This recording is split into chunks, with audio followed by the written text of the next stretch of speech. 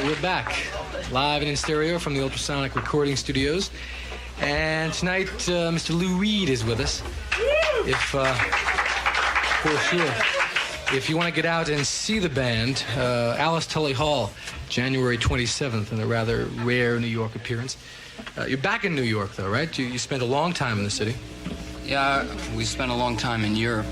We were in and around London, Scotland, places like that for a while. Have you officially moved to England? Oh, no. We just went over there because we hadn't seen it. So New York is still a city of record? New York is the home base. Uh-huh.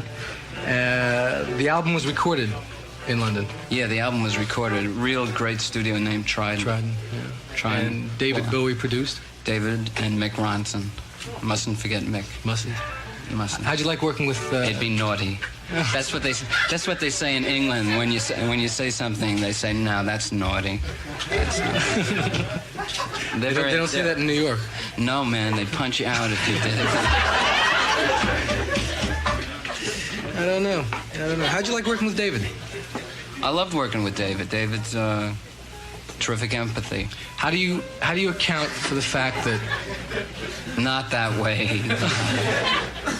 How do you account for, during his performance at Carnegie, he dedicated what seemed like an entire half hour to Lou Reed and did a couple of Lou Reed tunes. I guess he likes him. Yeah. After all these years, suddenly for the energy to start coming back again. Interesting, isn't it? It is. Yeah. I guess it must have been there all along. Yeah, I should think so, you know. Where's Doug Yule? Dead, I hope. Whoa! I went to high school with Doug Yule. You can't say that. Well, I can say it, but I didn't mean it. You worked together on the Loaded album. Yeah, we worked on the Loaded album.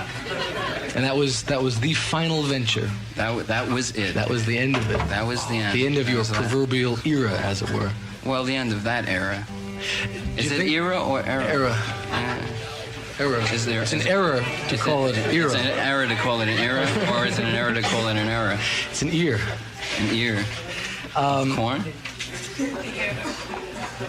It's an era. It's an era. Do you think we'll ever see the Velvet Underground together again, performing, playing? Well, which permutation of it? Anyone.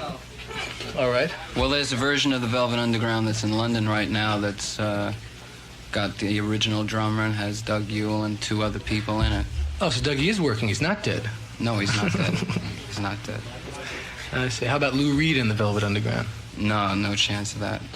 And what about the Thunder Thighs? Oh, if I had him here. These are not the Thunder Thighs. No, these are not. He thought he was the Thunder Thigh, then I had to tell him he wasn't. He got very depressed. Why don't you tell me who is here playing with you tonight? Oh, we have Bobby Resigno, Vinny Laporta, Annie Reynolds, and Scott Clark.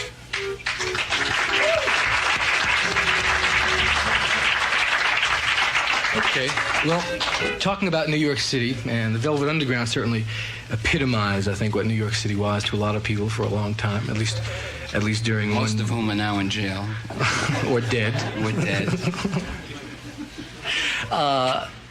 Good to hear that you are still a member of this insanity. Why don't we go back and do something from the old days, from Velvet Underground, New York, 63, 4? No. About circa, I guess.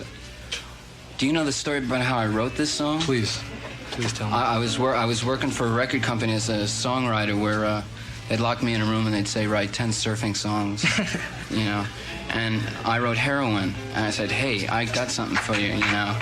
And they said, never happen, never happen. So that's what we'll lead our set off with. Okay, thank you. Lou Reed, Tuesday night concert, WLIR FM. Hello.